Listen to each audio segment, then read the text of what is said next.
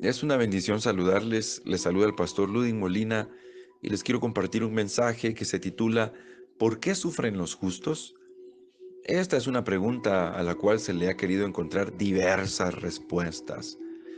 De hecho, es una pregunta que ha sido utilizada por muchos para no creer en Dios, como una justificación para decir, si Dios existe, ¿por qué permite el sufrimiento? Y más en personas justas. Bueno, la escritura dice en el Salmo 34, el versículo 19, muchas son las aflicciones del justo, pero de todas ellas le librará Jehová.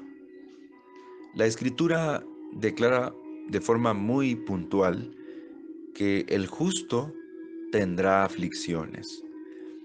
Y la primera parte de este versículo nos presenta una gran verdad. Y es que el hecho de que una persona se someta a Dios y le busque y se entregue con sinceridad y en verdad, eso no significa que no sufrirá. Al contrario, el texto dice que muchas son las aflicciones del justo. Y para pensar en una persona justa en la Biblia, tenemos que ir al libro de Job, porque precisamente el libro de Job, que es uno de los 5 libros a los que se les llama sapiensales o de sabiduría, también se les llama poéticos, que son Job, Salmos, Proverbios, Eclesiastés y Cantares. Este bloque de libros poéticos o de sabiduría en la Biblia representa respuestas de Dios para el ser humano a las múltiples preguntas e inquietudes de la vida. Pero puntualmente el libro de Job tiene un propósito y es responder a la pregunta de por qué sufren los justos. Aunque en todo el libro de Job no se responde a la pregunta de forma directa, sí en todo el libro se encuentra de forma implícita la respuesta de Dios del por qué sufren las personas justas. La escritura dice en el libro de Job, capítulo 1 y versículo 1, que hubo en tierra de Uz un varón llamado Job, y era este hombre perfecto y recto, temeroso de Dios y apartado del mal.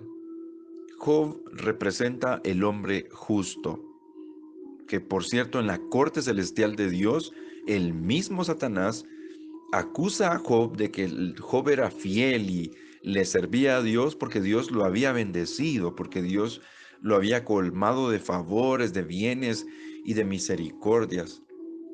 Job estaba actuando de esa manera no por haber sido bendecido, porque se dice que era un terrateniente, un hombre millonario de aquella época.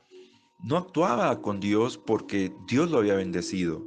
No actuaba de manera justa por eso, sino que Job lo hacía porque en realidad él era un hombre justo delante de Dios, un hombre que era sincero con Dios y que permanecía en obediencia a Dios y que procuraba en todos sus asuntos, en todo su diario vivir, agradar a Dios y servirle con integridad y en verdad. Sin embargo, aún a pesar de la justicia de este hombre, él pasó por el sufrimiento del que se conoce como el sufrimiento más grande que un ser humano pueda pasar. Perdió todo, literalmente perdió todo, perdió su riqueza y quizás eso estaría en segundo plano porque lo que estaría en primer plano es que perdió a sus hijos, perdió a su esposa, perdió a sus siervos, a sus mozos, perdió sus tierras, perdió sus animales, su ganado, toda su riqueza la perdió en un momento. Y cuando viene el sufrimiento a la vida, surgen múltiples preguntas. Y el libro de Job habla de eso. Porque a la vida de Job llegaron sus amigos, aquellos hombres que en realidad querían ayudar a Job. Elifaz, Bildad y Zofar, 3 amigos de Job que habían venido de muy lejos para aconsejar a Job, para decirle, tu sufrimiento es porque pecaste, Tu sufrimiento es porque le fallaste a Dios, porque hiciste algo indebido y tienes que confesarlo, tienes que aceptar tu culpabilidad y tu pecado. Le has fallado al Señor y por eso te ha venido todo eso. Más adelante aparece un joven llamado Eliú que habla sabiduría. En realidad, el mensaje de Liu es un mensaje que da varios discursos que tienen muchos elementos de sabiduría bíblica. Sin embargo, ninguno de estos hombres que llegaron a la vida de Job en su momento de sufrimiento, ninguno tenía la respuesta del por qué sufren los justos. La respuesta la tiene Dios. Cuando Job habla de su integridad y le dice a Dios que él era un hombre justo, él había guardado sus ojos, él había guardado su vida, su cuerpo. Él era un hombre íntegro y él defiende su integridad. Es cuando Dios aparece en la escena y le dice a Job no respuestas claras del por qué sufren los justos, sino Dios empieza con preguntas. Por ejemplo, en Job 38, 1 al 3, Dios le dice, ¿quién es este que oscurece los consejos con palabras sin conocimiento? Vístete para la acción como un hombre. Yo te preguntaré y tú me harás saber. Lo que sigue a esta reprensión es la interrogación más intensa al que un hombre ha sido llevado por el Creador. A primera vista casi parece que Dios está provocando a Job, tanto que él dice en Job 38:4, ¿dónde estabas tú cuando yo echaba los cimientos de la tierra? Dios levanta pregunta tras pregunta de esta manera.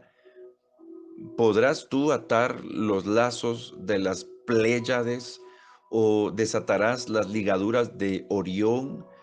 ¿Sacarás tú a su tiempo las constelaciones de los cielos o guiarás a la osa mayor con sus hijos? En el versículo 31 y 32 de Job 38. Obviamente, la respuesta a estas preguntas retóricas que vienen de parte de Dios es no, no puedo responder a esas preguntas. Dios está demostrándole a Job su inferioridad, su dependencia, su subordinación de Dios. Y en todas las preguntas Job no puede responder ninguna. Y Dios continúa pregunta tras pregunta acerca de lo que solamente Él puede hacer. Y Job no puede responder a ninguna de esas preguntas. Eh, a decir verdad, la respuesta a la pregunta ¿por qué sufren los justos? No se encuentra en el libro de Job. Mucha gente cuando sufre se llena de una desesperación tan grande que le lleva a pensar cosas contra Dios o a hablar incluso contra Dios y a decir que ¿por qué le tocó sufrir a él? ¿Por qué? ¿Por qué? ¿Y por qué no aquellos malos, aquellas personas que hacen daño, que hacen mal? ¿O acaso hierba mala nunca muere? ¿Qué sucede? ¿Por qué es que los malos no sufren y los buenos sí sufren? ¿Por qué es que los injustos viven felices, contentos y cómodos? ¿Y por qué los justos tienen que sufrir, tienen que enfermarse, tienen que pasar momentos difíciles, momentos donde se sienten que ya no pueden más, en la agonía, en el cansancio? ¿Por qué? No hay respuesta en el libro de Job a esa pregunta. Solamente Dios presenta su grandeza, su poderío, su magnificencia. Y es que Dios es el Todopoderoso, Él es el Shaddai. Y Dios hace un contraste entre su grandeza y su poderío con la pequeñez de Job. Y es que tenemos que reconocer que Dios es grande y que Él es sabio en lo que hace y nosotros somos pequeños delante de Dios. Por eso es que al final del libro de Job, Job confiesa que esas cosas eran demasiado maravillosas. Él dice, he sabido de ti solo de oídas, pero ahora mis ojos te ven. Y por eso me retracto y me arrepiento en polvo y en ceniza, dice Job 42, 5 al 6. Tenemos que reconocer lo mismo que Job reconoció, que cuando el sufrimiento llega a la vida de un justo, aunque no parezca lógico, aunque no se encuentren respuestas claras, aunque no se pueda ver de forma directa y puntual por qué llegó el sufrimiento a la vida de un justo, de una mujer que se guarda, que vive justamente delante de Dios, aunque no entendamos eso, y aunque no encontremos respuestas específicas a esas preguntas específicas, solamente se tiene que reconocer que Dios sigue siendo Dios, que Dios sigue en su trono, y que Dios es digno de toda alabanza, de toda adoración, y de que estemos humillados delante de su presencia y reconozcamos lo que dice la segunda parte de el Salmo 34, versículo 19, cuando dice, pero de todas ellas le librará Jehová. Segunda de Corintios 4:17 también dice, porque esta leve tribulación momentánea produce en nosotros un cada vez más excelente y eterno peso de gloria. El sufrimiento es inevitable. A raíz del pecado original en el huerto del Edén, el sufrimiento entró en el mundo. Todo ser humano está expuesto a sufrir. Todo hombre y toda mujer estamos expuestos a enfermarnos, a padecer. Nuestro cuerpo es un cuerpo corrupto, un cuerpo corruptible que se enferma, que padece. La sociedad es una sociedad corrupta, una sociedad donde el mal ha impregnado eh, en los ambientes, la mente, el corazón de las personas. La misma naturaleza fue corrompida con el ingreso del pecado. eh, Surgió los desastres naturales y todo lo que era perfecto se descompuso a raíz de el peso del pecado original, y la misma naturaleza sufre y padece y tiene desbalances, desequilibrios, y por eso es que existen las erupciones volcánicas, los terremotos, los tsunamis, y en fin, el mundo ha entrado en un caos. Y la maldad entró a todo el mundo. Los virus, las bacterias también se desarrollaron. El corazón del hombre se llenó de maldad y empezó a hacer guerras y a hacer cosas que son dañinas y perjudiciales para su prójimo. Y de esa manera ingresó al mundo la maldad. Entonces, los justos, aunque viven en integridad y se guardan para Dios, no se encuentran exentos o libres de un asalto, de una enfermedad, de padecer de un virus, de enfermarse por X o Y razón. El hecho de que se viva en integridad para Dios no significa que ya no se va a padecer. Al contrario, a veces el mismo Dios permite las cosas, así como en la vida de Job, permitió que el adversario, el enemigo, tocara el cuerpo de Job y todo lo que tenía, por la misma soberanía de Dios.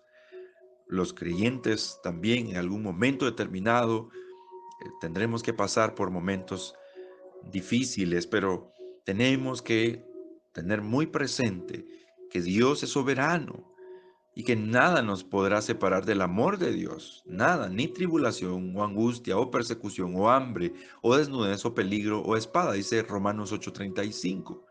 Nada podrá separarnos del amor de Cristo.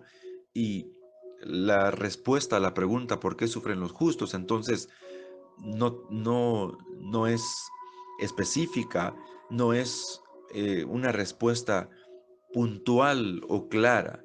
Simplemente podemos decir que los justos sufren porque se encuentran en un cuerpo corruptible, en un mundo corruptible, en una sociedad corrupta, en un ambiente contaminado y corrupto, y en la soberanía de Dios los sufrimientos llegan incluso a los justos. Sin embargo, de todas las tribulaciones, de todas las aflicciones o los sufrimientos, el Señor nos librará y nos llevará a puerto seguro.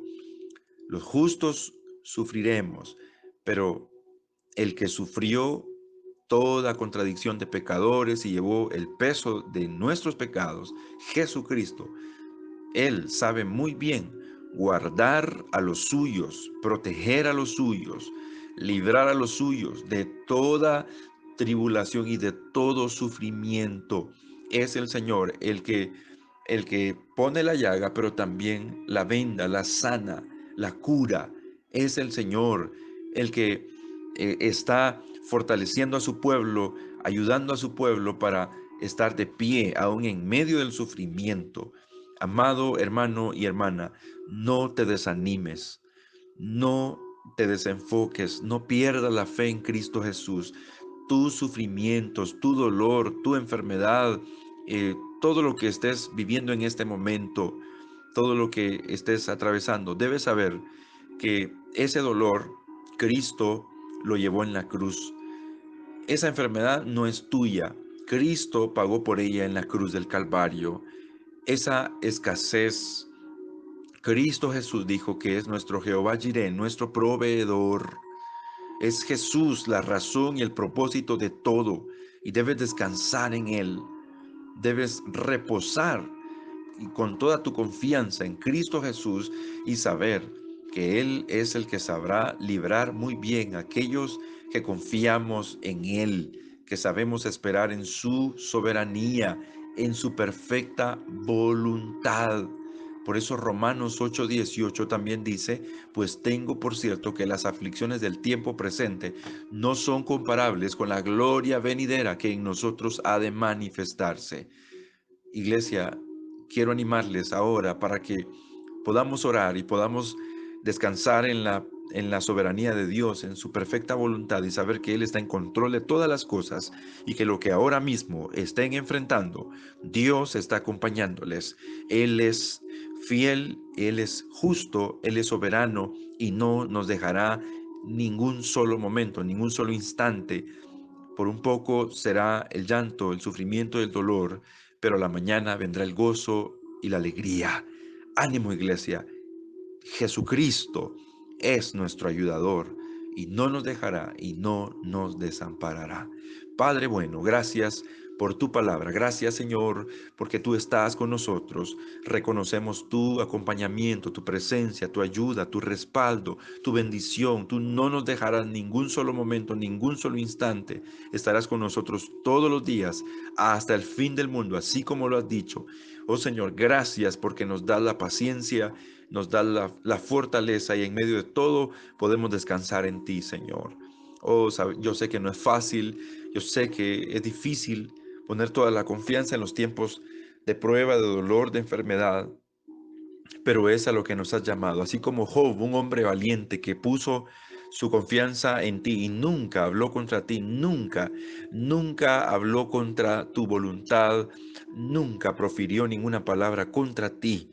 Señor, él aguardó con paciencia y al final podemos ver que tú le diste el doble de lo que tenía y le diste gran bendición. Así queremos ser nosotros, hombres y mujeres entregados a ti, consagrados a ti, con una firme confianza y esperanza en tu perfecta y maravillosa voluntad.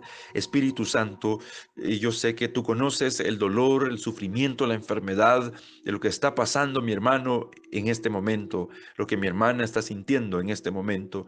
Por eso ahora, Señor, oro pidiendo tu respaldo, tu bendición y tu ayuda para aquella hermana y aquel hermano que necesitan de ti en este momento.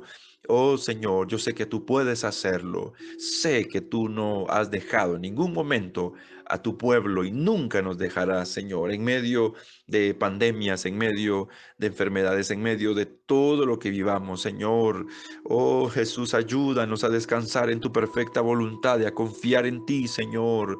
No permitas ver a diestra o a siniestra. Ayúdanos a reposar en ti, Señor amado. Hoy nos escondemos en ti, nos refugiamos en ti, descansamos en ti. Vamos a confiar totalmente en tu perfecta voluntad.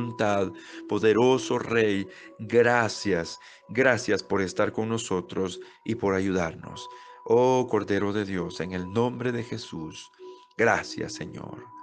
Aleluya. Amén y amén. La paz de Dios con cada uno de ustedes.